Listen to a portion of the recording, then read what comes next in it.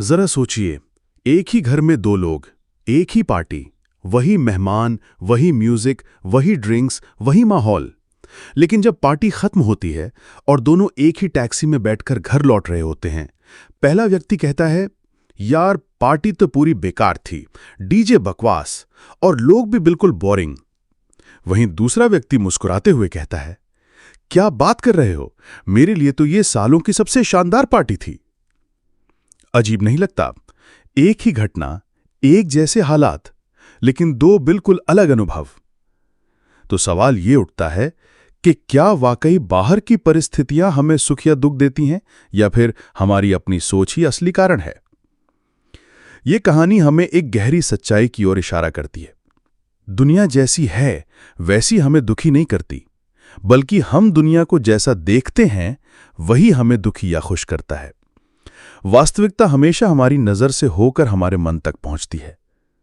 जिस चीज को एक व्यक्ति सोना मानता है, वही किसी और के लिए कीचड़ हो सकती है। और ये फर्क बाहर की दुनिया में नहीं, हमारी मानसिक व्याख्या यानी इंटरप्रिटेशन में होता है। अगर कोई कहे कि पार्टी बेकार है, तो ये एक फैक्ट नहीं है, ये उसकी व्यक्तिगत राय है। पर समस्या यह है कि हम अपनी राय को अपरिवर्तनीय सत्य मान लेते हैं, और जब हम ये भूल जाते हैं कि ये सिर्फ हमारी धारणा है, तब हम सोचते हैं कि मैं पार्टी से दुखी हूं। लेकिन सच्चाई ये है कि हम अपनी सोच से दुखी हैं। जैसे कान के बिना हम संगीत नहीं सुन सकते और जीभ के बिना स्वाद नहीं ले सकते, वैसे ही मन के बिना समस्या का भी अनुभव नहीं हो सकता। कोई परिस्थिति तब तक मुसीबत नहीं बनती जब तक कोई मन उसे मुसीबत न मान ले। इसका मतलब है, दुनिया में जितनी परेशानियां हम महसूस करते हैं, उनमें से बहुत सी असल में मौजूद ही नहीं होती। वे हमारे मन की कल्पना, डर और उम्मीदों से पैदा होती हैं। तो क्या हम बार बार और बड़े पैमाने पर उन समस्याओं को लेकर चिंतित रहते हैं जो असल में हैं ही नहीं? यही तो इस विषय की गहरी सीख है। अब इस सवाल पर पहुंचने से पहले कि क्या हमारी समस्याएं वाकई मौजूद हैं या नहीं, हमें जरूरी है कि हम वास्तविकता की प्रकृति को पूर्वी दर्शन की रोशनी में समझें। क्योंकि हमारी ज्यादातर परेशानियां, अगर कहें तो लगभग सभी, हमारी परिस्थितियों से जुड़ी होती हैं, यानी उस चीज से जिसे हम वास्तविकता मानते हैं। उदाहरण स्वरूप, मान लीजिए हमारी सामूहिक सामाजिक समझ के अनुसार आर्थिक समस्या का मतलब है कि आप अपने कर्ज को समय पर नहीं चुका पा रहे या फिर अपनी रोजमर्रा की जरूरतों का खर्चा नहीं उठा पा रहे। इन हालात में हम अपनी स्थिति को समस्या का नाम दे देते हैं। लेकिन यहां एक गहरी बात है। वास्तव में उस स्थिति को समस्या कहना हमारी सोच और सामाजिक सहमति का परिणाम है। यह हमारा लेबल है जिसे हमने किसी परिस्थिति पर चिपका दिया है, जैसे कि ये अच्छा है, ये बुरा है, ये मूल्यवान है, ये बेकार है, ये वांछनीय है, ये अवांछनीय है। पूर्वी दर्शन कहता है, हम जिस दुनिया को जीते हैं वो असल में हमारे मन द्वारा रची गई हजारों अवधारणाओं और विचारों से बनी है। इन अवधारणाओं का काम है अराजकता को समझने लायक बनाना, हर चीज को नाम देना, उन्हें श्रेणियों में बांटना, एक को दूसरे से अलग करना और फिर उन्हें मूल्यांकन यानी वैल्यू जजमेंट देना। ये अवधारणाएं सामूहिक भी हो सकती हैं और व्यक्तिगत भी, यानी हर इंसान अपने भीतर एक उपब्रह्मांड में रहता है। इसलिए पूरी मानव दुनिया अरबों अलग अलग व्यक्तिगत दुनियाओं से बनी है, जहां हर व्यक्ति की अपनी एक सत्य की परिभाषा होती है। तो किसी एक इंसान की दुनिया में एक पार्टी शानदार हो सकती है और उसी पार्टी को किसी दूसरे इंसान की दुनिया में बेकार कहा जा सकता है। असल फर्क बाहर की परिस्थिति में नहीं, बल्कि हमारी मानसिक परिभाषा में है। मानव यथार्थ यानी ह्यूमन रियलिटी ही एकमात्र यथार्थ नहीं है। जानवरों और संभवतः पौधों की भी अपनी अपनी अलग दुनिया है, जिसे वे अपने इंद्रिय ज्ञान और सीमित चेतना से अनुभव करते हैं। उदाहरण के लिए, कुत्तों की दुनिया मुख्य रूप से सूंघने की गंधों से बनी होती है। कुत्ते इंसानों की तरह तर्क वितर्क नहीं कर सकते और न ही वे पूंजीवाद, धर्म या आर्थिक समस्याएं जैसे जटिल मानवीय विचार समझ सकते हैं। और क्योंकि वे इन अवधारणाओं को समझ ही नहीं सकते, इसलिए वे उनसे कभी चिंतित भी नहीं होते। कुत्तों की चिंताएं हैं भोजन, अपने प्रियजनों की रक्षा और शारीरिक स्नेह है। ये बुनियादी प्रवृत्तियां हम मनुष्यों में भी हैं, लेकिन इसके अलावा हमारी जटिल मानसिक दुनिया उनकी दुनिया से पूरी तरह अलग है। यानी मनुष्य और कुत्तों की दुनिया कुछ बिंदुओं पर मिलती है, लेकिन फिर भी उनकी वास्तविकताएं बिल्कुल अलग हैं। ताओवादी ग्रंथ ज़ुआंगज़ी में एक दृष्टांत आता है जो मानव सौंदर्य यानी ह्यूमन ब्यूटी की अवधारणा पर सवाल उठाता है। कहानी में दो स्त्रियां माओ कियांग और लीजी, जिन्हें मनुष्यों की नज़रों में अत्यंत सुंदर माना जाता था, दूसरे जीवों के लिए बिल्कुल विपरीत थीं। जब मछलियों ने उन्हें देखा तो वे पानी में गहराई तक गोता लगाकर छुप गईं। जब पक्षियों ने उन्हें देखा तो वे ऊंचाई में उड़ गए, और जब हिरणों ने उन्हें देखा तो वे तुरंत अलग हो गए और भाग निकले। अब सवाल ये है कि क्या मछलियों, पक्षियों और हिरणों की रुचि खराब थी, या फिर ये सच है कि मानव मूल्यांकन, भले ही पूरी मानवता सहमत हो, कभी भी सार्वभौमिक सत्य नहीं हो सकता। च्युआंगज़ू के दृष्टिकोण से देखें तो सबसे तर्कसंगत उत्तर यही है कि सौंदर्य का अनुभव ना तो सार्वभौमिक है, ना ही किसी एक प्रजाति का अधिकार। कुत्ते की नज़र में सुंदरता शायद एक दूसरा कुत्ता है, सांप की नज़र में सुंदरता एक दूसरा सांप, मनुष्य की नज़र में सुंदरता एक दूसरा मनुष्य।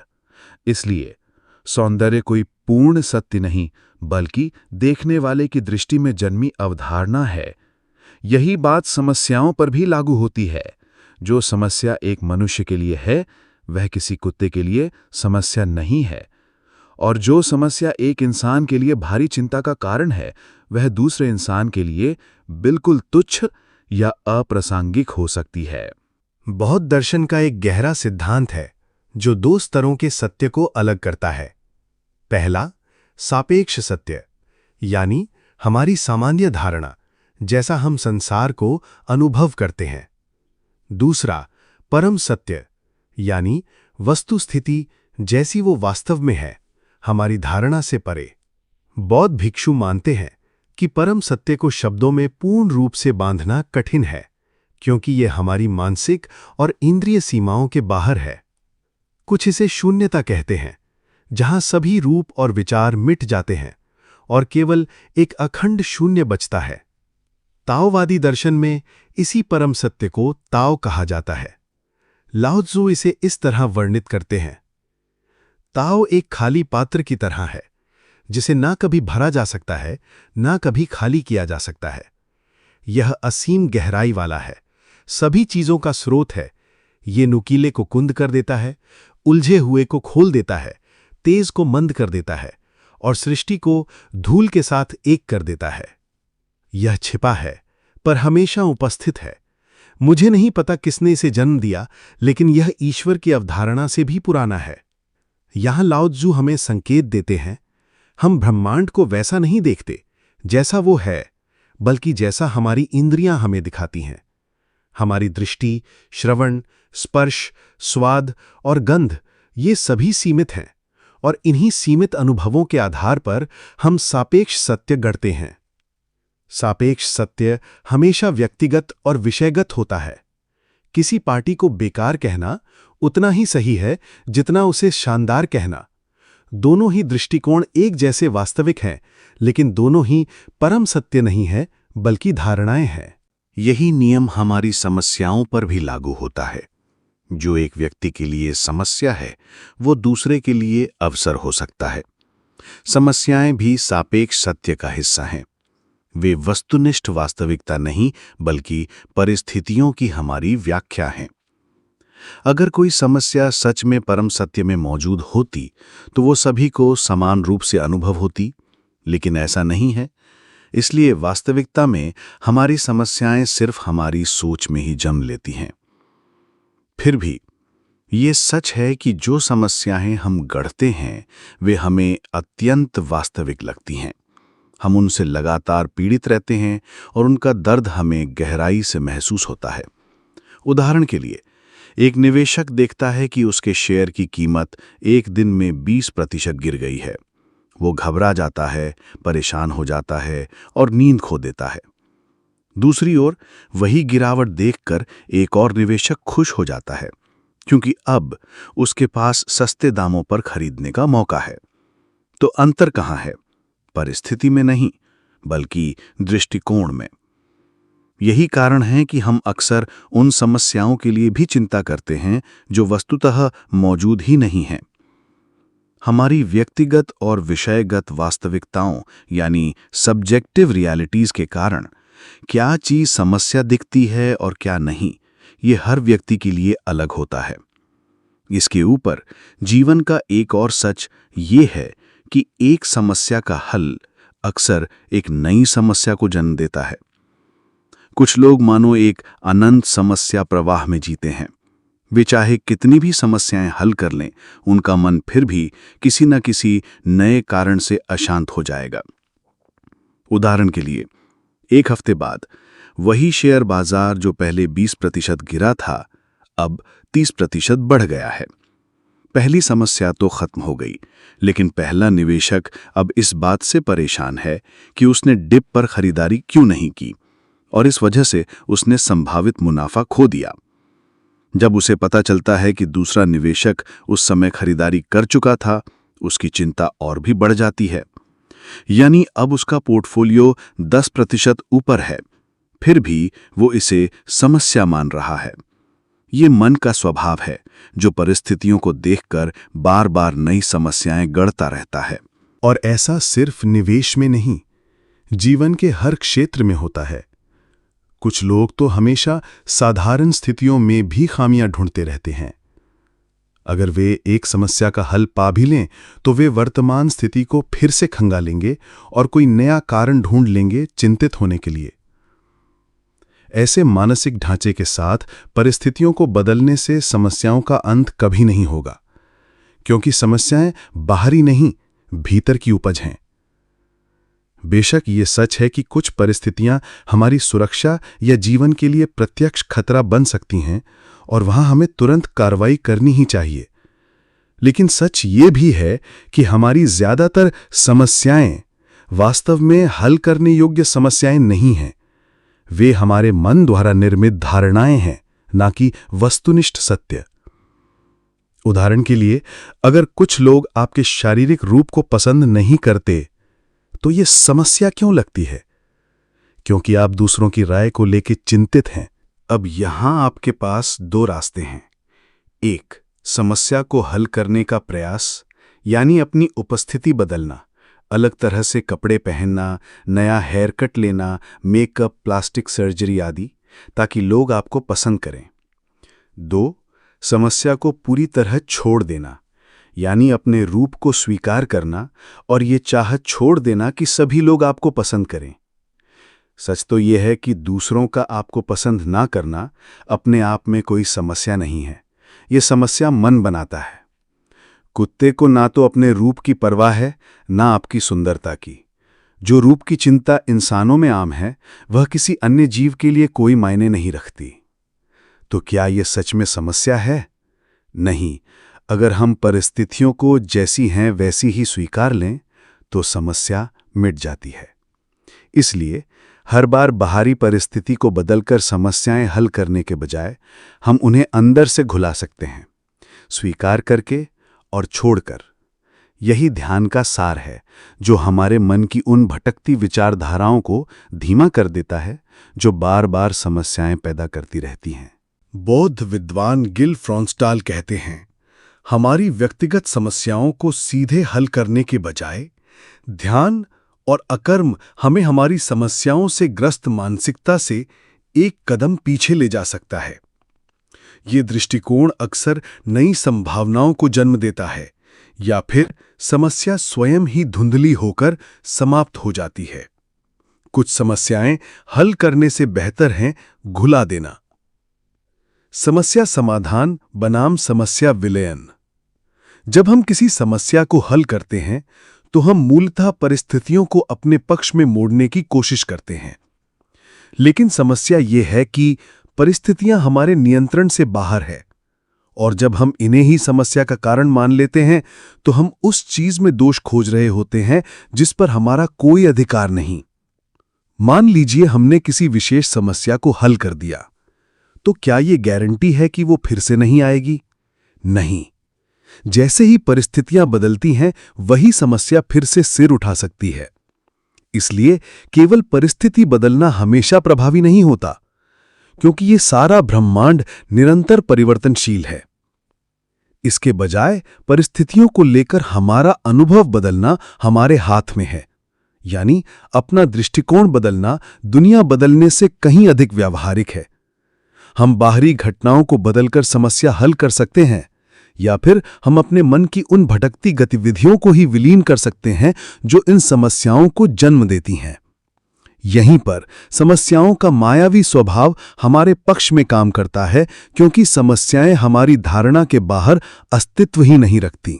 सोचिए, हमारा मन कितना अस्थिर है।